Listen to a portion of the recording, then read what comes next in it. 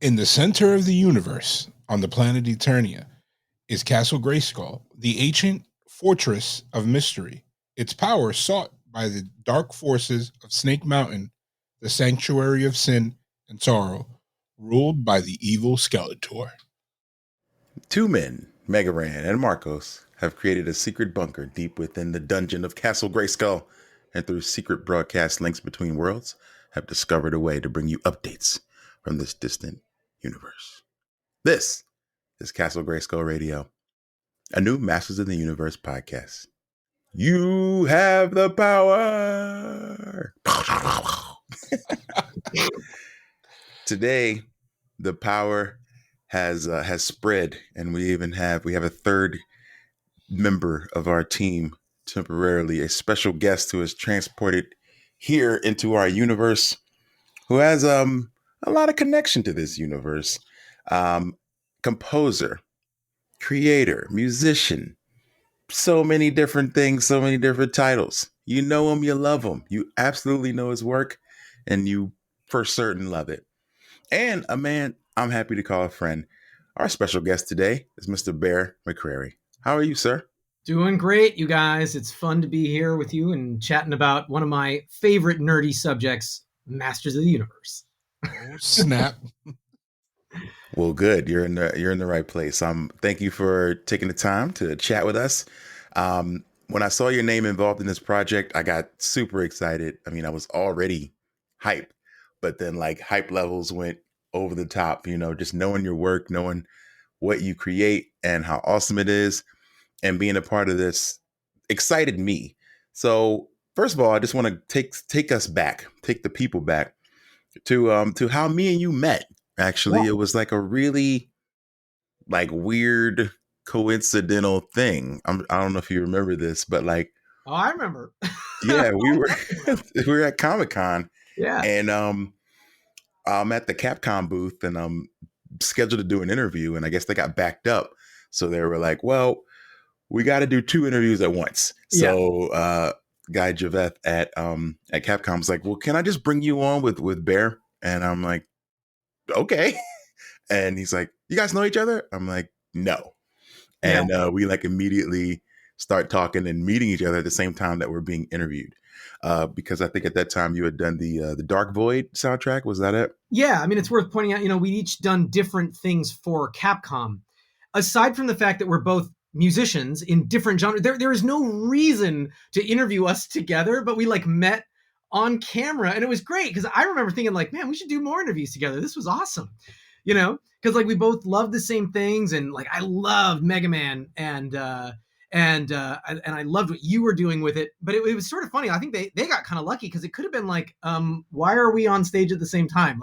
I did the orchestral score to this Dark Void game, and you're doing raps with Mega Man. There's no overlap, but there was, thankfully. So that was cool. Luckily there was. Yeah. Another person might've been like, okay, no, get me away from this. This is not what I came here for. So you guys were like, did we just become best friends? More or less, man. I think more or less, in the midst of the interview, we're like, wait, you like the stuff that I like? What? And then it worked out really well. You did some stuff with, I think, some of my tunes on Dark Void Zero. Yes. We did some remixes to some of those, and made some hip hop tracks out of them, and they came out really cool. Yeah, and then I was like, oh wow, this guy's so just clever and cool, and yeah, man, we've collaborated several times since then, and some other stuff is on the horizon in that department. So it's cool, but yeah, it's all thanks to the guy at Capcom to pair us up. Yeah, it just worked out. So there's a photo of that day. I feel like I've seen it a few times since then. And my wife is in the background. And this is before she was my wife. She just kind of was standing there, just like, all right, I'll just hang out while you do your interview. And I always point that out because we were so young and we were just dating and hanging out. I think that was her first time coming to a con. And then we wound up getting married years later. There you go. And my not yet wife was also there. And I was just talking with her about that day this morning when I was telling her we were going to be hanging out. And, she goes, and she said something like, that's the magic of Comic-Con that I really miss. that like you meet people at Comic-Con and you make lifelong friends immediately. And I could tell, I was like, yeah, you're right. You take it for granted that every summer you'd go to these cons, and of course we haven't been to one in a while, and I don't know when I'm going to do one again. But I did look back on that and I go, oh yeah, that's one of those things that like when you're at a thing like Comic-Con and you meet kindred spirits, you're just immediately like you click, and that had definitely happened to me. That was cool. So crazy because like I met Marcos at a wrestling convention, so same thing, Well, Yeah, like, and look at us now. yeah, man. It's like when you're at those kind of things and you know that everybody around you is passionate about the things you're passionate about, and it allows you to sort of bypass a lot of conversations and just get right into like, oh my God, tell me about Mega Man, like tell me how, what was your first Mega Man game? Whereas with a person on the street, like the odds that they're that into Mega Man are pretty low to begin with, Yeah. That's the cool thing about conventions, because it brings people that have common interests together, and it's kind of like it takes away, like you said, all the extra baggage of trying to filter to see what you guys already start off on a common thing. Like it's very rare that you go to a convention for something, somebody's like, oh no, I don't like this. Yeah, like But like somebody in a Wolverine costume being like, no, bro, that's nerdy shit. I'm not into that. I don't read comic books. What is this crap? it's like, this is my Tuesday outfit. Yeah. All right, so let's start with the first question, most important one. What is your history with Masters of the Universe? Did you watch the cartoons? Did you buy the toys? What's your relationship, if any, with it? Definitely. Did you get the toys? All of the above, man. Like all of the above. I was born in 1979, so I'm in the sweet spot for growing up with Masters. It's a perfect spot. You know what I mean? So like really my first fictional worlds were Star Wars and Masters of the Universe. And I don't mean to compare them. I mean, Star Wars is better written and better produced. There's no question. But Masters of the Universe was in my house all the time. Yes. So I was going to Eternia more often than I was going to Tatooine. That was like the special occasion, especially as he got a little older. It's like we'd rent a VCR so we could rent Star Wars and watch it at once, But man, I just felt this huge affinity for Masters of the Universe, and I watched the cartoons. They were some of my first toys, and really like looking back on it, it's like, wow, that was like a gateway drug into hard sci-fi and hard fantasy, where it's almost like you branch out from there and it's like Aliens and Blade Runner, all kind of come from this weird world where technology and magic and sort of high fantasy, like Conan the Barbarian aesthetic, all that kind of Frank Frazetta stuff. It was all mashed together in this one thing. And when you see that when you're 4, it's like it's a gateway into all these other things. So I always had a huge affinity for it, and kind of took that with me, into adulthood. I never forgot it. So let me ask you this: at what age did you realize, is the whole thing, the background of Masters of the Universe, the original one, that it was just like a way to sell toys? Like to me, like I go back and forth. Like, if you read about it, its creation was, but to me, I guess I bought the toys because I'm a child, but even as an adult, like it wasn't commercialized for me. Like, you know what I mean? It was like, yeah. Like I loved the content. I wasn't there like, oh, this is where they were like, buy this, and you know. I think that I didn't kind of discover that until much later. I mean, I was probably in college when I really thought about what was happening. I mean, in the same time, our age, all of us here, that was inescapable. So to say that we could observe it, it's like when you realized you're walking in an ocean of air. It's like it's air, because everything on TV, when they deregulated in the early 80s and basically said, there used to be laws against this. When they deregulated and said, you can make a cartoon that sells toys as long as there's a moral message, then it's okay. And suddenly, boom, you got G.I. Joe, Transformers, He-Man, Thundercats, Gem, all of it with a little moral at the end. But you know what I mean? So we didn't know what it was like to watch a kid's show that wasn't selling toys. Yeah, in a way, like it didn't matter. It wasn't a problem for me. And I also don't think that I think it's easy to like judge it harshly now, but it's like the most successful entertainment brand right now is arguably the MCU. They're not selling action figures, but they're selling something. Do you know what I Yeah. mean? Like, so to say that, well, the show or the movie only exists to monetize elsewhere, it's like, yeah, but that's capitalism. That's not a problem. What, in a way, you look the other way and you go, they found a way in this rigid structure to make characters that we remembered for 40 years. And that's not to say that we remember them all. I can't tell you the name of the GoBots. You know what I mean? Like, and you know what I mean? But I remember Psykill, Leader 1, and that's it. Yeah, dude. But Yeah, Orco, He-Man, and Tila, and Evelyn, and Mossman, and I remember all of them. Yeah, you're definitely right there. If you think about it with the MCU, they do it strategically. Like it's more for adult things. Like I remember people that have vast wealth that I knew in my circle were like, after seeing Iron Man, like, oh, I want that Audi. And then all of a sudden you saw Audi make a resurgence because Iron Man drove a specced out car that wasn't even available on the market yet. But because they were like, oh my God, Tony Stark drives this. Oh, I definitely want this. So think about the equivalent of that, like how cool that was. The equivalent to that when we were kids was The Wizard with Fred Savage. Do you remember how blatant that movie was? Like, so that's a big commercial. They figured out ways to make it cool.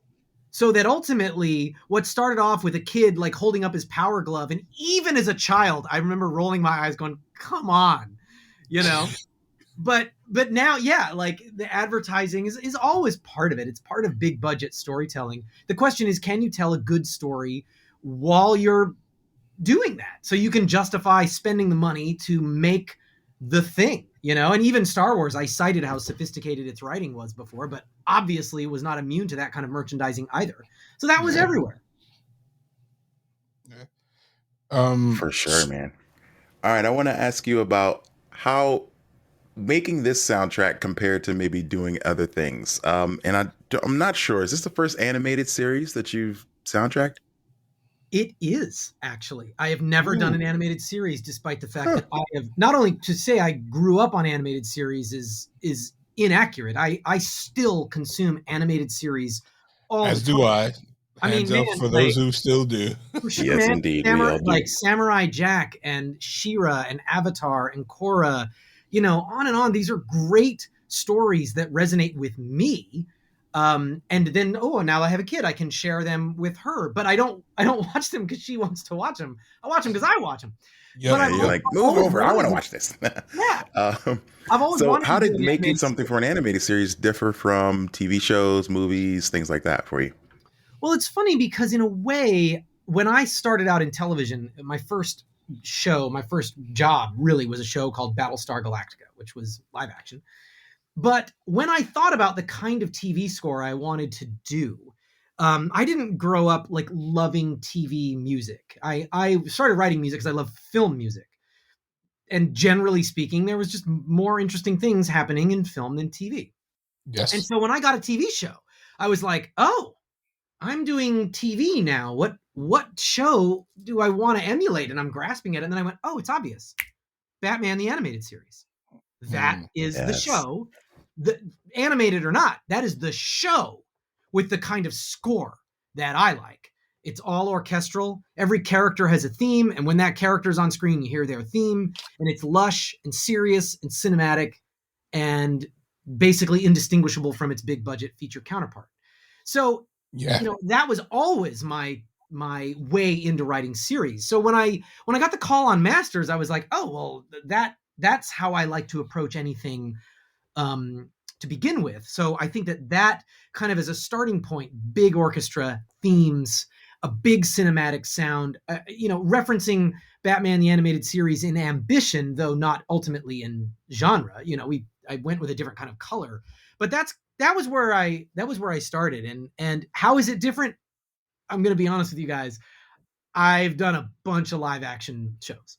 And I was like, oh man, these are 24-minute episodes. I'm used to 60-minute episodes on Outlander and streaming shows like that. So I was like, this is easy, bro. Like, no problem. Yeah, not the case. I was astonished at how difficult it was, as if 90 minutes of activity have been compressed into this 24 minutes. It was way harder than I thought. And when I finished 101, which to be fair, starts off with a gigantic battle sequence that would normally end a show. Yep. When I finished that, it was 6 weeks of work. I mean, 18 hours a day. And I was like, can I do this? Is this insane? I got 9 more of these, but I stuck with it. I was like, I want to do this. I want to know what an animated show sounds like if I did the score and I did what I want to hear. And I just want to get to the end and make it happen. Nice. That's cool. So a question that I wanted to ask, like how hands-on was Kevin Smith, like in the music process? Do you have any fun stories, anything? Because I know it was probably a little bit different. I don't know, with scoring, it might not have been because of, COVID-19 and everything. Like, just share with us, give us whatever you can tell us behind the curtain that is allowed. No, I had a lot of interactions with Kevin. I mean, really, Kevin was the other draw for me, because it's one thing to say, okay, you're gonna do a new spin on He-Man, but with Kevin attached, and I of course know his all his feature work, but I also know his comics work, and I've just seen him speak, and I thought, wow, this is a really smart guy to do this. And it's funny because I felt maybe because I'd seen him speak so many times, I felt almost like I knew him. I'd never met him. I'd never interacted with him in any way until we were on a meeting that, yes, was on Zoom. Most of our interactions have been remote just because of COVID, but that didn't change the amount of times we interacted. In fact, if anything, I'm sure it meant we interacted more, because I ended up just texting and sending reaction videos with him like all night, all the time. You know what I mean? Like, my wife's ready to go to bed and I'm like, hang on, honey, I'm chatting with Kevin Smith over here. You know what I mean? And we're just nerding out about He-Man, and sending each other reaction videos. He would send me, I mean, we even posted some of them publicly, because he would just point the camera at himself and he'd be like, all right, man, I'm listening to your stuff, and like, oh, I love this. And I'd just send back a video and I'd just be like, yeah, just throwing the horns, it's totally replicated the feeling of being in the room with him. But I get ahead of myself. That feeling clicked into place almost instantly. So I met him, and I also met Rob David from Mattel, who struck me as like a really smart, like super nerd. Like, he knows everything about the brand and also just about all the stories we were referencing. Empire Strikes Back, Lord of the Rings, Conan the Barbarian, all that kind of stuff. And normally I would say I kind of have a shtick that I have in meetings, prospective meetings. I'm trying to win people over. And the best way to win them over is to listen. Part of my job is to just be collaborative and listen. And I would always say, so what do you want to do? Tell me about your vision. Uh-huh. Okay. Tell me more. And I kind of, bond with me. But partly because I just felt like, man, I feel like Kevin and I are on the same page. I thought, I'm just going to spare us all the time. And I was like, all right, guys, I don't mean to interrupt this, but here's the deal. This is what I want to do on Masters of the Universe. It should sound like Conan the Barbarian, but it's like Basil Polidorus, when he scored that film, hired Metallica in 1982 to collaborate with him. I want it to sound like Heavy Metal, the Ivan Reitman film. I want it to feel like a straight fantasy, but with metal stuff. And it's totally serious. There's no winking. There's no comedy. I just want it to sound like the biggest fantasy score ever. And if any of that scares you, we should part ways right now.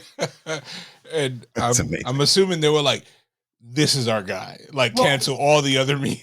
Totally, man. What's funny is Kevin, on a dime, he doesn't say a word. He starts singing the theme from Conan the Barbarian. And I start singing with him. And then when we're done singing, he goes, you just said the magic words.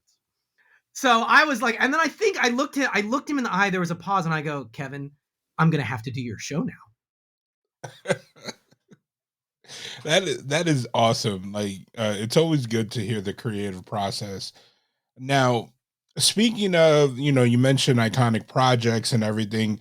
Did you have any pressure to live up to the original? Because you've scored some amazing projects before, like Godzilla. Initially, were you like, okay, I sold this, I know where I'm going. I know you mentioned that it was 18-hour days for 6 weeks, but like before you got into your mojo, into your process, were you like, okay, so how do I deliver?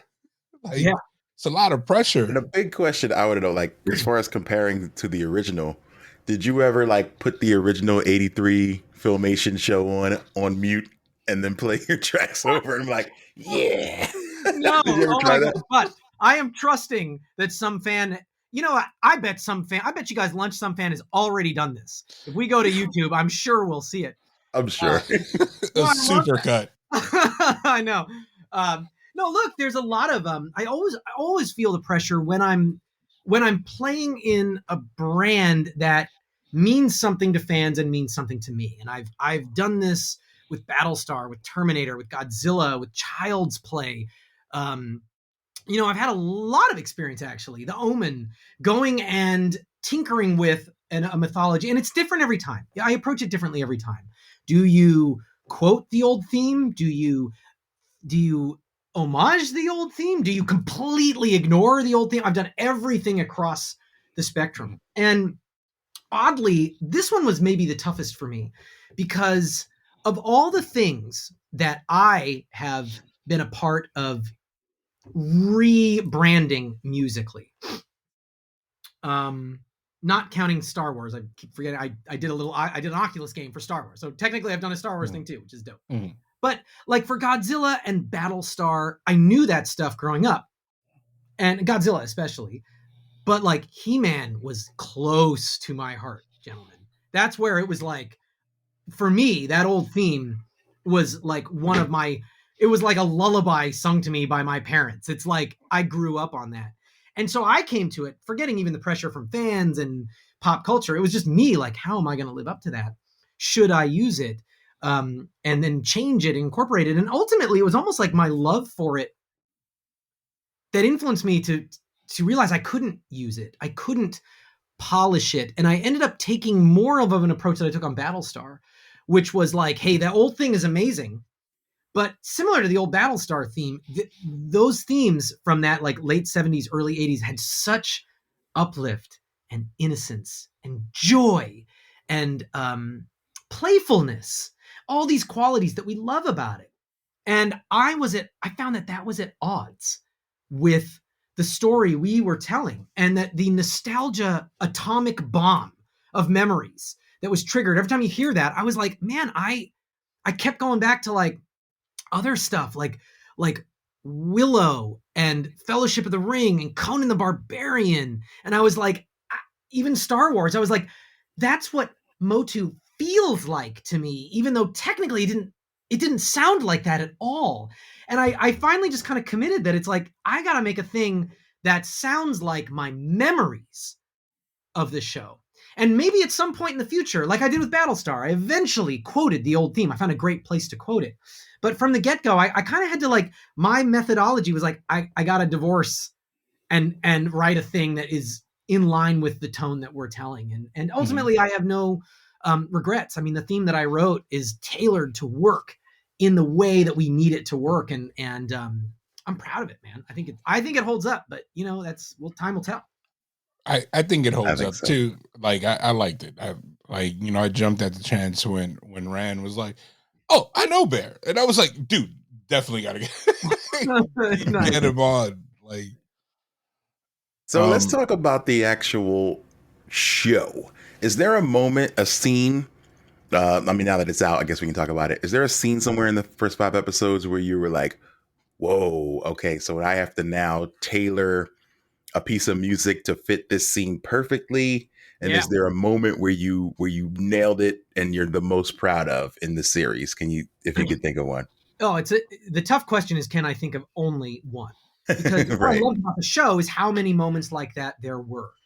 On one side, there's the spectacle that I get to score Man-at-Arms charging in like a bat out of hell. You know what I mean? Just like, he's so badass. Yeah. You know? But the thing is, guys, like, really, I'm going to be honest with you, that was sort of like falling off a log. To me, I was like, oh, I got this. I know exactly what to do there. Man-at-Arms, like dropping to his knee and asking Tila for forgiveness. You got to do the theme that works when he's charging into battle, and it's got to work there. It's the same theme. It's the same guy. Then I was like, ooh, that that adds a wrinkle. That adds a challenge. The best example of all is Orco. I don't think any character has a wider emotional range. So when we meet Orco, it's goofy, it's light, it's comedic, it's a bullseye right out of the old show. Yep. My memories of the old show, which I have not revisited out of design lately, my memories of the old show were like, I don't remember themes for each character, but I do remember that Orco was always accompanied by like light, plucky, comedic, goofy. They went out of their way to be like, hey kids, laugh at this guy. And that's what we did. That's what Kevin wrote. But of course, even by the end of the first episode, Orco appears and he saves Man-at-Arms, setting up this conflict between Evelyn, a conflict and relationship with, really. And then when we meet him in 3, and we realize that the lack of magic in Eternia is killing him. And suddenly it's like, oh my God, this is like old Yeller. This is like the cute character that we're going to have to put down, you know? And how could I make a theme that plays goofy, then plays heroic, then plays sad, then kind of gets back up off its feet, and then plays triumphant and badass as hell. And then finally, in the beginning of 5, at the grave marker, you get this one wisp in the solo flute. And I wanted even a casual audience to recognize, oh, that's the same tune every time. It's the same thing you're hearing. I'm very literal. That was a beast, you know? Wow. So, I like that. You know, like, yeah, like moments like that, it was like, man, I got extra coffee in the morning and I spent a month. I said it took me 6 weeks to write one episode. It took me 2 months to write the themes to begin writing the first episode because I had to write them all out in advance, guys. Like Tila shows up, Evelyn, Adam, Man-at-Arms, Sorceress, Skeletor. That's all in the first 12 minutes. Oh, yeah, everybody's there at the beginning. Beastman and Battlecat. I mean, really, the only character themes you get after the first one, I have like 6 or 7 in the first episode. Roboto gets a theme, Scareglow gets a theme, and there's one other character we meet in the second Merman? Triclops and the motherboard. Merman. And Triclops. Oh, yeah, Merman. Yes, of course. The motherboard Triclops thing. But it seemed like, aside from that, the first episode had so many themes in it that I was like, I almost have to write a symphony before I start. And so ended up, you know, it was almost a solid year. I mean, it was like 10, 11 straight months of work where it was, you know, 18-hour days most days to be able to do that. And, you know, guys, I don't know if I'm going to do another animated show. This might be it for me. I'm proud of it, but yeah, right. This is not it. I would be surprised that your virtual door is not being knocked down for animated series after this. Yeah, like you did a really awesome job. So I guess, you know, to address the elephant in the room, what are your thoughts on the series? You know, are you surprised? Did anything surprise you when you first, I assume you had to run through the episodes before anybody. And you know, here's the thing that, you know, I don't want people to, you know, put a black bag over you and snatch you away. Is there something that cool you could tell us about the next 5 that's not spoilery, but you won't get like snatched up, you know? Yeah, we don't want to get you in trouble, but yeah, like, what do you think? All right, well, here's a few things. I was as surprised as anyone when Adam sacrifices himself. Adam dies in 101. Hope, spoiler alert, I should have said that a minute ago, but no. I know. Somebody skipped all of our episodes and went to this one. They should have seen the show. Yeah, exactly. Here's what I thought. You know, first of all, I was like, oh my God, you know, I was shocked. And then the scenes that followed and the episode that followed, you know, won me over very quickly. I was fascinated by the emotional fallout, and you know what I thought of? This is going to be a weird analogy. I haven't heard anybody else make this comparison, but I thought of Superman 2. The Richard Donner / Lester, who directed it, who knows? It's a mess of a film. But here's what happened in Superman 2. They momentarily really up the stakes. Clark Kent is going to tell Lois Lane who he is. Holy shit! Nothing will ever be the same again.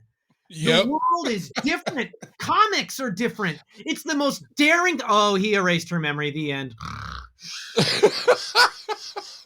Like, even as a kid, I was like, and then they start Superman 3, which is hilarious, but it's like, are we really not gonna? Lois Lane just doesn't remember. It's just like Dude. So to anyone that wants that kind of storytelling, the old show exists for you. If you want or episodes that can be reordered, that isn't the kind of storytelling that anyone is making anymore. I think serial long form storytelling is better for audiences. It's better for storytellers. And to do something like that on Masters of the Universe, which was very much like any other show from that era, you could watch the episodes in any order. They always reset at the end. The stakes could only go so high. I was thrilled, man. And then I was thrilled that these writers, within this very limited 24-minute real estate, they made me feel for Orco. They made me feel for Roboto. When that guy is fading away and he says, no, this is great. I feel fear. I was like, this is some Blade Runner shit. This is like hard sci-fi. I scored a Terminator show and we did 32 or 40 episodes, something like that. That is the kind of idea, the kind of emotion that goes in a show like that. And these guys in Roboto had 4 scenes. You know what I mean? And they did it. I mean, it was masterful. Yeah, they did.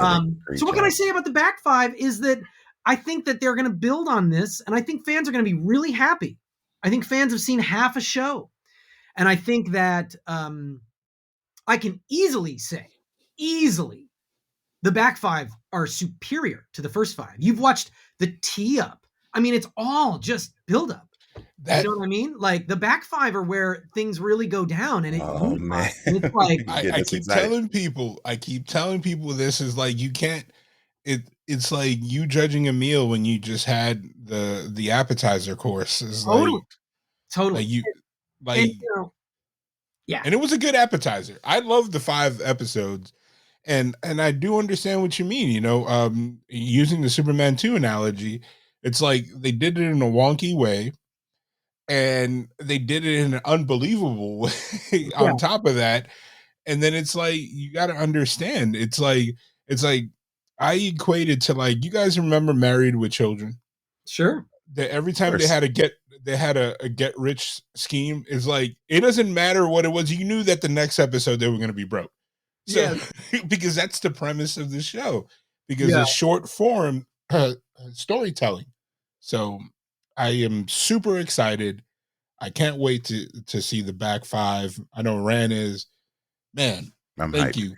We talk about a lot on the show how this series, it flips the original kind of on its head in that way where there isn't that wrap up at the end of the 30 minutes, everyone laughing together, ho ho ho, credits, and it's not very light, and immediately it gets very heavy. Well, let me ask you guys. What surprised you? What were the moments that stood out to you? I honestly, when I was watching it, I watched the episodes before Ran, because Rand was a little bit busy. And the first episode, I was like, okay, now, you ever been playing video games? The meme is you're sitting back, but then when you get serious, you kind of lean in. That's basically what I did. I was like, okay, you got my attention. And then I stopped everything that I was doing. And I was like, now I watch and dissect. And I was like, wow, this show was a beast. And I'm looking forward. Even where it ended, I was like, oh! Yeah, the ending, I was mind blown. Literally falling off my seat. If you would have given me 3 more minutes, I would have still been probably even more I get why. Yeah, and that was one of those moments that for me, just if I had to pick my favorite moment, I think it was that. I think I called Kevin after I sketched it. I might have even been crying because I was like, Kevin, there are a few moments in my career, narrative scenes that I look back on that I go, man, I got to write music for that. And that ending of 105 is one of those moments. I just know I'm going to remember this the rest of my life. I got to do that. Yeah, that is awesome. And a small thing, and me and Rand talked about it in the previous episodes, is that finally we get 2 individuals to use their weapons in the way that you thought that these weapons were designed. Yeah. People get stabbed, we didn't see that ever. It's No like sense. GI Joe. Everybody shooting. Nobody even went to a medic. It wasn't like, I got winged. Like, Yeah. Nobody got clipped, but here, Oh, that was no, they great. used them. And it was also so clever because it preserves the continuity of everything we grew up with, because it shows like it's not just like now there's violence in the show. It actually was triggered because Skeletor has a plan that necessitates violence in order to make it happen. He needs to trick He-Man into using the sword, and then he thinks the way to do that is to lure Mossman out and murder him. And even though we've had all these adventures where nobody got hurt, now so you can imagine Skeletor being like, yeah, but I need I want what I want, so I'm going to do that now. So it's crazy. That's what I love about the show, is that it's not a dark, gritty reboot. It's just, it's like you get to see these characters. You get to see what I never got to see with Superman. What happens after Lois Lane goes, okay, wait a minute. You lied to me, and wait, how does this work? And like, wait, there's so many things I want to know. And then, you know what I mean? Like all that sort of blowback that would happen in the realm of Superman. So I was really impressed with the writing. And what's great about the back half is that it is less episodic. I saw one review that was like, oh, the show preserves the same thing where they go on an adventure each week. And I'm like, no, it doesn't. This is a movie. No. You know what I mean? And like, just like it's sort of like, okay, well, we're going to Dagobah, we go to Hoth, but it's not an episodic story, because the character arcs across Empire Strikes Back are it's one thing.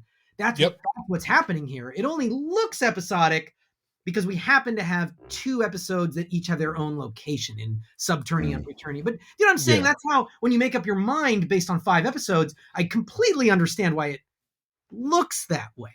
But I'm very excited to see what happens when people see all 10, because that's how we approached it. It was like one big movie, big 5-hour movie. Nice. I honestly, and again, not knowing what happens in the back 5, like I hope this is something that gets renewed, or we see more content, because that's the number one thing is about me. Like Rand always asks me, like, what do you like about these shows and these shows that you watch? I was like, well, here's the thing. As an individual, as you said, this show is 40 years old. I'm a person that I know at some point somebody's going to look at an IP and be like, we can't make no more money off of this or something like that. I'm like, I always love content. If content is being brought with some passion that is not just a quick cash grab, I'm always for it, because you never know when you're going to see it. Like, case in point, the previous version that is kind of like the Dragon Ball Z GT version of the show, which was the 2002 version that they made. It's like it was canon, and it's like nah, it's not canon. Like that show was really good, and then somebody with a stroke of a pen was like, you know what, we're gonna leave this story incomplete because we don't want to do this no more. And you know what's crazy is that it took 20 years to make that show, and then 20 more years to make this one. Yeah, I don't know if I'm going to even be able to use the proper technology at 60 something to watch the next version. The next version. 2041. What I think is great is also like being able to share what we grew up with in a meaningful way. Like the analogy would be for my parents, like they grew up on Howdy Doody. Mm-hmm. You know what I mean? And like stuff like that. And I look at it and it's like, even when I was a kid, I was like, that's stupid. Toy Story was sort of making fun of the kid shows from the 50s. You know what I mean? And like, in a weird way, it's so awesome that for me, not only are they making a Masters of the Universe that I still like, and it's like, yes, thank you. But also my 7-year-old daughter, who I showed the episodes to, every time I finished one, I got the demos together. Sometimes I showed them before I showed them to Kevin. I was like, all right, gather my wife and kid, and I go, what do you guys think? My daughter is entranced. I mean, she loves this show. And I was like, wow, like, thank you, Mattel and Netflix. Because now I can share this. It's not Howdy Doody. It's like, in a weird way, like, I'm really enjoying this, but like, my daughter's going to potentially remember Masters of the Universe when she's 40 because of this version, which keeps it alive for everybody. And I think Star Wars and Marvel have seen the value in that, like kind of cross-generational appeal. So to like, to put it the other way, that it's like cross-generational appeal is part of the metric here. Yep. So when one very specific demographic sees a few episodes, and I mean, guys, before they saw a few episodes, they decided it wasn't for them. Oh my God. You know what I mean? Oh So my it's God. like Yeah. there's this gatekeeping that I find very frustrating. You hit it right on You know what I the mean? head. It's like you've decided that no one else can have this He-Man because you have decided that there's not enough of something in it. And the amount of spite that I see online, that is like the energy that it takes to like shit all over Kevin and me and everybody, when it's like, we're obviously super passionate about this. Like, Yeah. spoiler alert, I didn't get paid enough to work on this for 10 months, 18 hours a day. It's a cartoon budget, guys. This is not Yeah. Godzilla King of the Monsters. Right. I did it because Yeah. I love it. There's know what I mean? passion in here, and like I don't see how people can't see that. But the other thing is If like, they're not listening. They're not listening correctly, Yeah, or not it's- watching correctly. and the Because irony is, right, that it's like, I think if they give the show a chance, they will like it. It's like there's a long game here. There's a long plan for stories, and what we're watching is the shakeup at the beginning. It sort of reminds me almost like, it's like everyone knows that the end of Empire Strikes Back is one of the best moments in cinema history. But can you imagine if instead, I mean, and who knows, maybe people at the time did just get super angry that Han Solo, you can't do that to Han Solo, and then spent years just complaining, I'll never watch Star Wars again, when it's like, that was awesome. And you know what I mean? it was part 2 of a trilogy. Like, relax. Like, here's the develop. thing that I always when I discuss in other podcasts or whatever, or even with my friends, and me and Rand talk about this with wrestling, is that people have like this view of how they remember things, and then they put a fan glass over that. And then on top of that, when they hear a reboot, they put a negative glass over that. So they have like 3 or 4 filters that the content has to go through. It's like, like a story, like if you talk about, like, for you guys that are married, like, oh, when I met my wife, this is what happened. And then your wife turns to you, was like, no, that's completely wrong. This is what's happened. This is what happened. You were not as suave as you said. You were stuttering, and you was like, that's not how I remember. You're destroying the memory. It is like, no, you put these fan goggles and these nostalgia goggles and don't know how to let go. Like, stories progress. Imagine if comic books just rehash the same story exact verbatim. The same thing happens with animated movies that come from comics. Like, I have friends of mine that have a lens that if they're not seeing page for page exactly how it was drawn up, they're like, this wasn't a direct adaptation. It was like, you know what? If you wanted that, just go back to the source material and read the that. old one. Like, all the old episodes are free on I think it's what, He-Man. There's a He-Man YouTube site right now where you can watch every episode. Yeah, they're not hard to find. Get on Netflix and enjoy the new series. And right now, the soundtrack is available everywhere, streaming. Download it, go get it. I've been bumping it all morning on Spotify. Same here. Any chance of vinyl or anything cool like that? Because I know that this fan base would love that. I can say that there is a CD release that comes out today as of us recording this. Nice. Not today. And there is, I believe, a plan in the works to make autographed ones available. I'm pushing for that. And as for the vinyl release, I can't say anything, but that is my answer right now. Wait, is it okay? There's a couple guys with suits behind you. You can't really see them. They're right on the other side of the laptop. Yes. So I am definitely not saying anything right now. Gotcha. Right. I did not hear a thing. Yeah. All right. Well, go get the soundtrack, go watch the show, and listen to our episodes. Subscribe, thumbs up them, and all those things. Thank you, Bear, for your time. Hey, thanks for letting me join you guys. This is awesome. Another great episode. Hopefully you enjoyed of Castle Grayskull Radio. Let the people know, Bear, how to find you on the internet.